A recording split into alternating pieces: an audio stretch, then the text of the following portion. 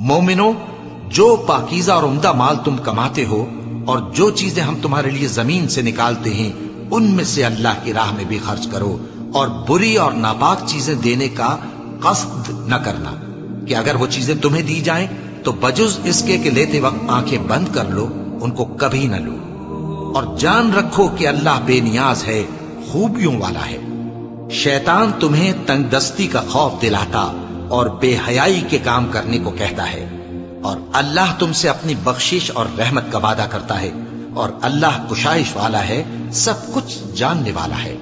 وہ جس کو چاہتا ہے دانائی بخشتا ہے، اور جس کو دانائی ملی بے شک اس کو بڑی نعمت ملی۔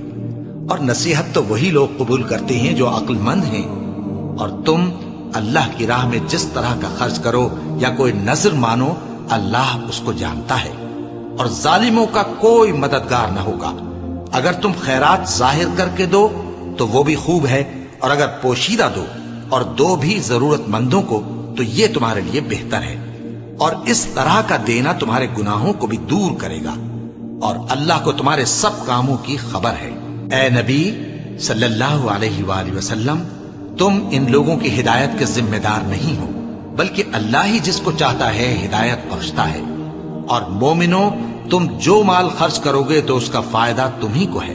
اور تم تو جو خرچ کرو گے اللہ کی خوشنودی کے لیے کرو گے، اور جو مال تم خرچ کرو گے وہ تمہیں پورا پورا دے دیا جائے گا، اور تمہارا کچھ نقصان نہیں کیا جائے گا۔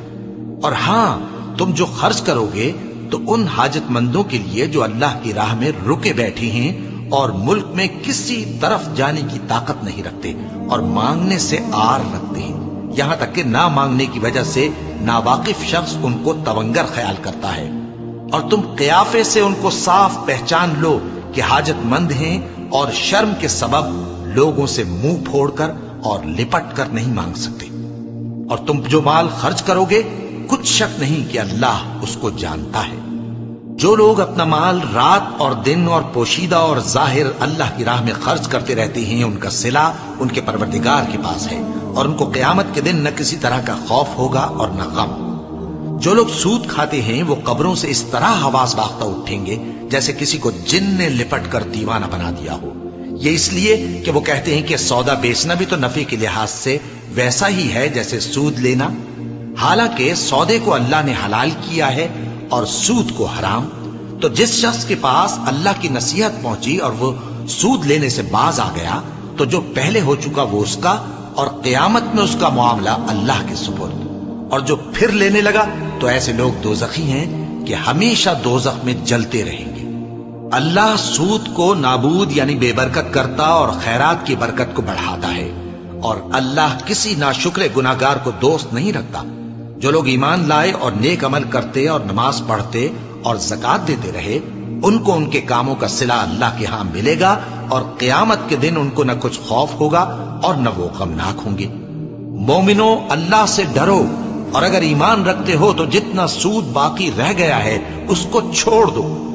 پھر اگر ایسا نہ کرو گے تو تم اللہ اور اس کے رسول کی طرف سے اعلان جنگ سن لو، اور اگر توبہ کر لو گے اور سود چھوڑ دو گے تو تم کو اپنی اصل رقم لینے کا حق ہے، جس میں نہ اوروں کا نقصان اور نہ تمہارا نقصان۔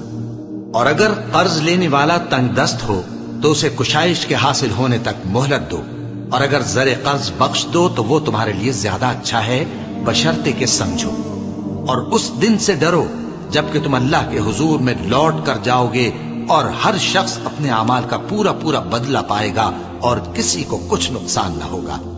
مومنو، جب تم آپس میں کسی میعاد معین کے لیے قرض کا معاملہ کرنے لگو تو اس کو لکھ لیا کرو، اور لکھنے والا تم میں کسی کا نقصان نہ کرے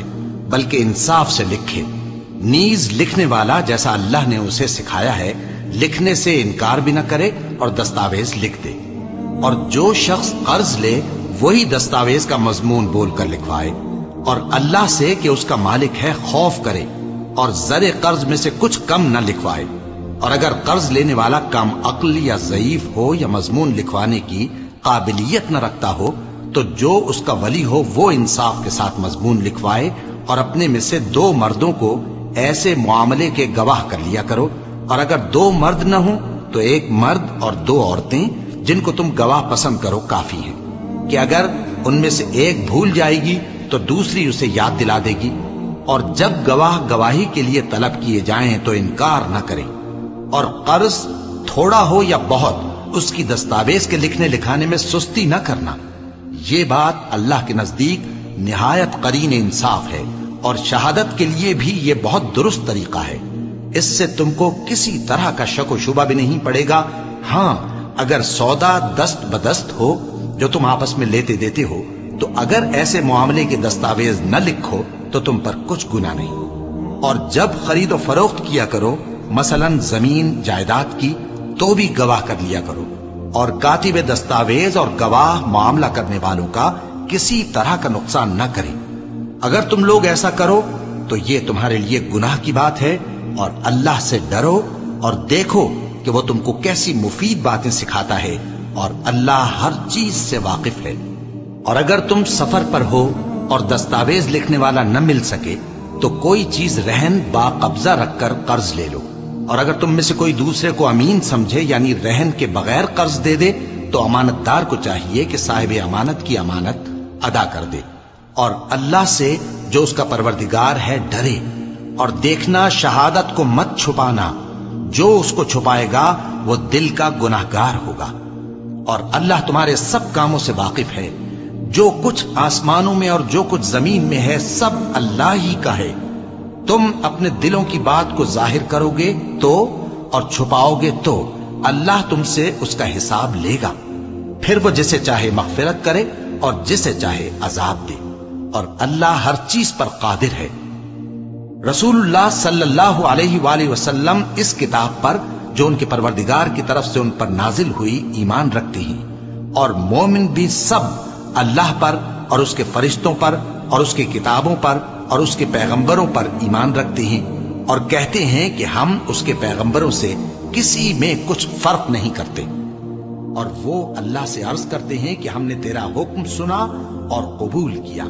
اے پروردگار، ہم تیری بخشش مانگتے ہیں اور تیری ہی طرف لوٹ کر جانا ہے۔ اللہ کسی شخص کو اس کی طاقت سے زیادہ کا ذمہ دار نہیں بناتا۔